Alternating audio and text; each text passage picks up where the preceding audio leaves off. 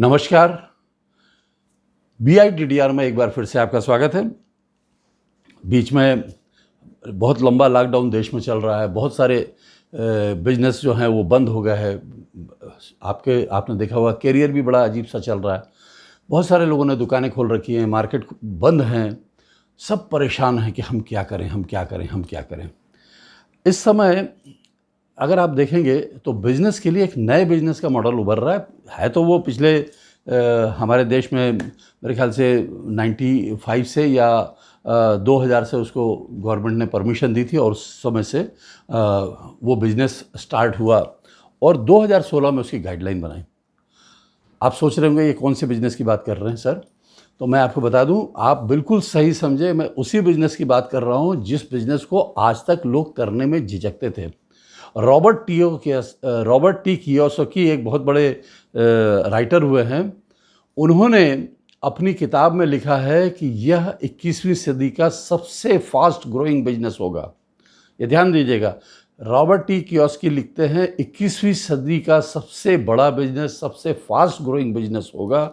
और बहुत सारे और ऑथर्स हैं जो कह रहे हैं कि यही 21वीं सदी का अल्टरनेट बिजनेस होगा। ट्रेडिशनल बिजनेस से लोग हट के जो एंटरप्रेन्योर्स बनना चाहते हैं, जो बिजनेस के फील्ड में आना चाहते हैं, जिनका बिजनेस बैकग्राउंड नहीं है, वह यहाँ पे डुप्लीकेशन से सफल लोगों को फॉलो करके इस बिजनेस को करेंगे और सफलता के नई ऊंचाइयों को, नई बुलंदियों को छुएंगे। जी हाँ, आप बिल्कुल सही समझे।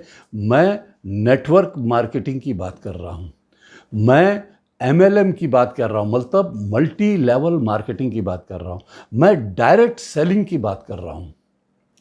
यह एक सवाल पिछले मेरे ख्याल से 3 से 4 महीनों में मेरे से कई लोगों ने फ़ोन पे, व्हाट्सएप पे, मेल करके और मुझे मैसेज करके पूछा है, सर नेटवर्क मार्केटिंग या MLM या डायरेक्ट सेलिंग क्या एक बिजनेस है? तो मैं आपसे पूछना चाहता हूं कि बिजनेस क्या है। आज का वीडियो बहुत महत्वपूर्ण होने वाला है क्योंकि ये आपकी लाइफ भी बदल सकता है। हम समझ लें कि बिजनेस क्या है और नेटवर्क मार्केटिंग बिजनेस है या ऐसे ही स्कीम है, क्योंकि बहुत सारे लोग इसको स्कीम समझते हैं। तो मैं आपको कहना चाहता हूं कि देखिए, किसी भी बिजनेस के मूल आधार क्या होते हैं, चाहे वो मैन्युफैक्चरिंग हो, चाहे वो रिपेयरिंग का या सर्विसिंग का बिजनेस हो, चाहे ट्रेडिंग का काम हो। ये सबके मूल आधार क्या हैं? सबके मूल आधार हैं कि हम कुछ इन्वेस्ट करें और हम उसको धीरे धीरे करके एक ऐसे सिस्टम में डाल दें, एक ऐसी व्यवस्था बना दें कि हम धीरे धीरे करके फ्री हों और लोग हमारे लिए काम करें, सिस्टम हमारे लिए काम करे। भले ही उसके लिए हमको कुछ पैसा देना पड़े, भले ही उसके लिए हमको कुछ एफर्ट्स करने पड़े और उसको शेप देना पड़े और वो बिजनेस ऑटो मोड में चला जाए और हमको एक सफिशिएंट, एक बढ़िया रिटर्न देना शुरू कर दे। इसी को बिजनेस कहते हैं। वैसे बिजनेस की परिभाषा आप पढ़ेंगे तो किसी भी तरह की कमर्शियल एक्टिविटी जिसमें आप अपनी सेवा या उत्पाद के बदले में पैसा लेते हैं और सामने वाले को यानी कस्टमर को या कंज्यूमर को उसके बदले में, उस पैसे के बदले में उसको सेवा या उत्पाद देते हैं, इसको हम बिजनेस कहते हैं। ये मोटी मोटी 2 परिभाषाएं हैं। अब आप इसको ऐसे समझ लीजिए, वैसे समझ लीजिए। तो आप देखिए, अगर नेटवर्क मार्केटिंग में यदि किसी उत्पाद के बदले, ज़्यादातर नेटवर्क मार्केटिंग में क्या है, उत्पाद ही हैं, प्रोडक्ट्स ही हैं, उस प्रोडक्ट्स के बदले में, चाहे वो हेल्थ के प्रोडक्ट्स हों, चाहे वो पर्सनल केयर के प्रोडक्ट हों, होम केयर के प्रोडक्ट हों, FMCG प्रोडक्ट हों, जो भी प्रोडक्ट हो, या जैसे अभी बहुत सारी कंपनियां हैं जो अपने सामान, बर्तन वगैरह बेच रही हैं इसी नेटवर्क के थ्रू, या कुछ लोग ज्वेलरी बेच रहे हैं, कुछ लोग ब्यूटी प्रोडक्ट्स बेच रहे हैं, कुछ वेलनेस प्रोडक्ट बेच रहे हैं, कुछ सप्लीमेंट्स बेच रहे हैं। ये जितने भी प्रोडक्ट बेचे जा रहे हैं वो सब अल्टीमेटली सेल ही किए जा रहे हैं। सबके साथ एक ही चीज़ है कि वह अपने प्रोडक्ट की क्वालिटी के दम पर आपको प्रोडक्ट देते हैं और उसके बदले में आपसे पैसा लेते हैं, यानी ट्रेडिंग ही करते हैं। तो यही चीज़, यही काम आप नेटवर्क मार्केटिंग में भी कर रहे हैं। अब फ़र्क क्या है? दोनों में फ़र्क यह है कि ट्रेडिशनल सिस्टम में एक बड़ा सा नेटवर्क होता है। वह नेटवर्क बिजनेसमैन या मैन्युफैक्चरिंग कंपनी, वो सब मिल के आपस में बनाते हैं और वो पूरा का पूरा मॉडल वहाँ फैक्ट्री से शुरू होता है और कंज्यूमर तक आता है। यहाँ पे कंज्यूमर को कट कर दें यानी रिटेलर तक आता है। रिटेलर तक, जो मैन्युफैक्चरर से रिटेलर तक के आने की प्रोसेस, उसमें 5 या 7 या 8 स्टेप होते हैं, जिसमें एडवर्टीजमेंट है, जिसमें ट्रांसपोर्टेशन या लॉजिस्टिक है और डिफरेंट तरह के डीलर्स हैं। कोई बड़ा डीलर है, कोई उसके नीचे में छोटा डीलर है, फिर उसके नीचे में छोटा डीलर है, और फिर कोई C&F है, और उसके लास्ट में सुपर स्टॉकिस्ट आ जाता है, और उसके अंत में आ जाता है रिटेलर, ठीक है, या होलसेलर। जो सुपर स्टॉकिस्ट होता है उसको होलसेलर भी बोलते हैं। वो होलसेलर आ जाता है और उसके बाद में आ जाता है रिटेलर, यानी आपके यहाँ जैसे किराना दुकान है, सब्जी दुकान है, फल दुकान है या मेडिकल स्टोर है, उस तरह की रिटेलर आता है। कंज्यूमर आता है उस रिटेलर के पास, वो ऊपर फैक्ट्री में नहीं जाता खरीदने के लिए, और रिटेलर से वो प्रोडक्ट लेता है, उसके बदले में उसको पैसा देता है और ट्रेड हो जाता है, या वह सर्विस देता है और सर्विस के बदले में कंज्यूमर जो है उसको पैसा देता है, ट्रेड हो जाता है, यानी बिजनेस हो गया, ठीक है। इसका फ़ायदा कंज्यूमर को छोड़ के बाकी सब लोगों को मिलता है।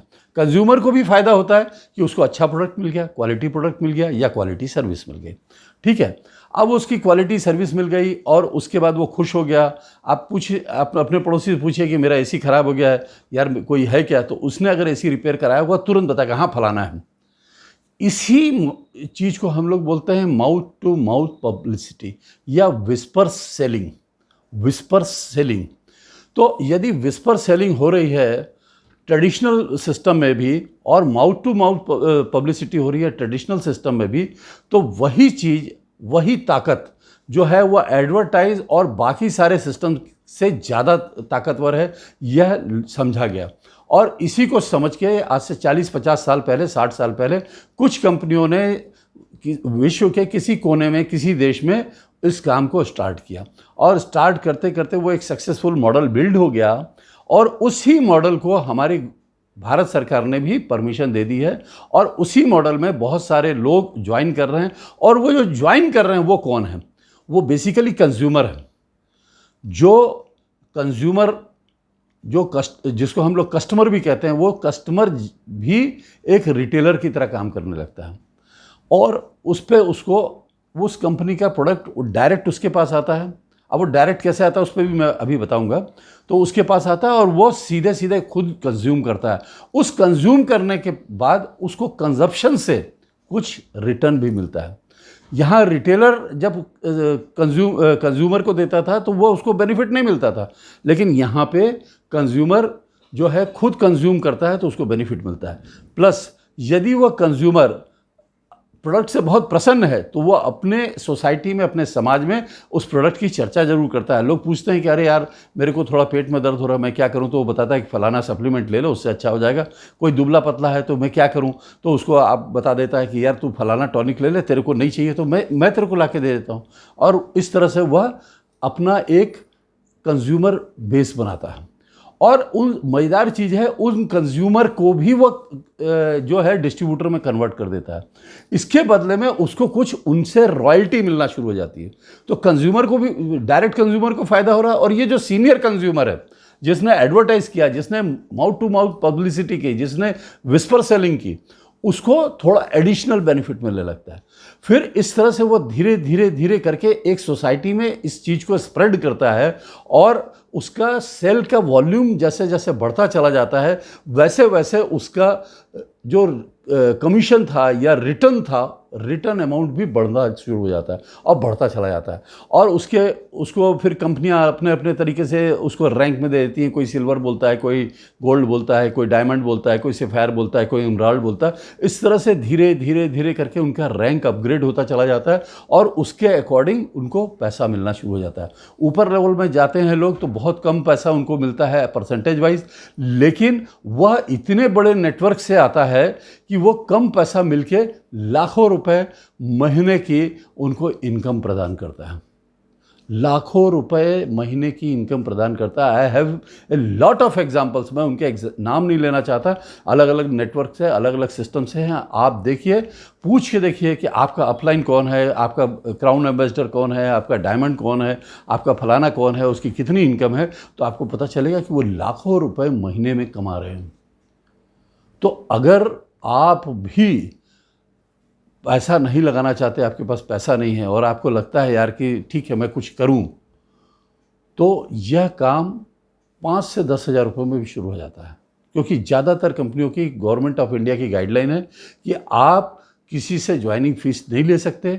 सो कोई भी कंपनी ज्वाइनिंग फ़ीस नहीं लेती और वह हर कंपनी अपने अपने हिसाब से 2,000 5,000 रुपये का प्रोडक्ट परचेस करो और आपकी ज्वाइनिंग हो गई, आपकी एक आईडी बिल्ड हो गई। अब आप उसको कंज्यूम करो, अपना टेस्ट करो और विस्पर सेलिंग में चले जाओ।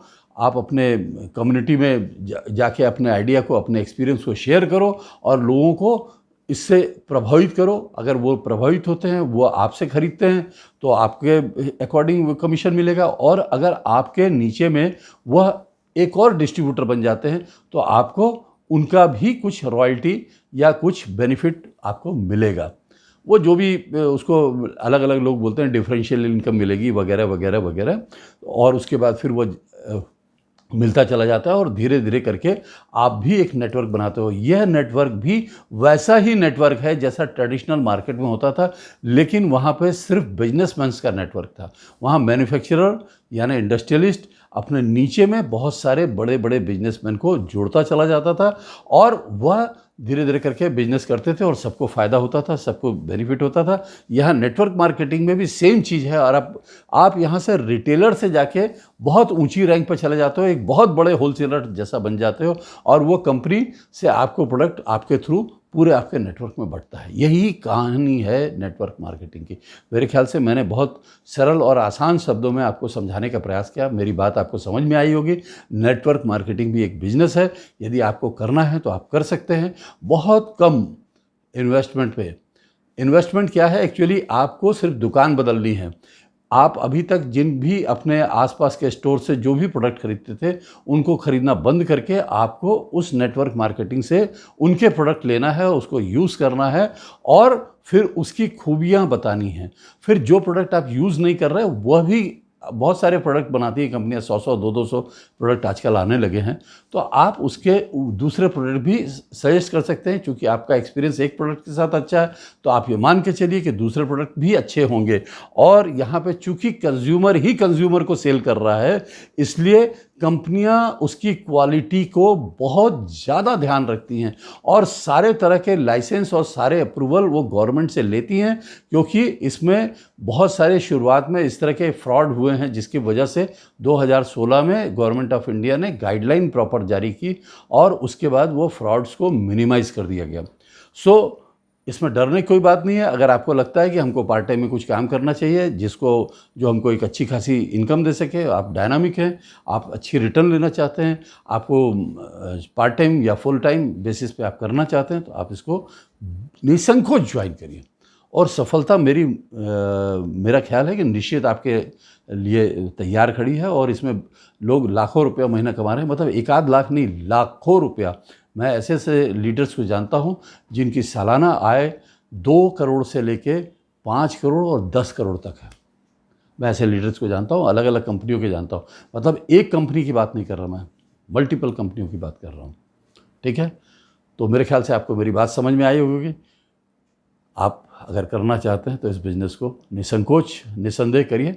बस करने के पहले आप उस कंपनी की स्टडी कर लीजिए, उसके प्रोडक्ट की स्टडी कर लीजिए और ये देखिए कि वो प्रोडक्ट आपको ठीक लग रहे हैं कि नहीं, कंपनी का प्रोफाइल ठीक है कि नहीं, वो कितनी पुरानी कंपनी है, कितनी एक्सपीरियंस्ड कंपनी है।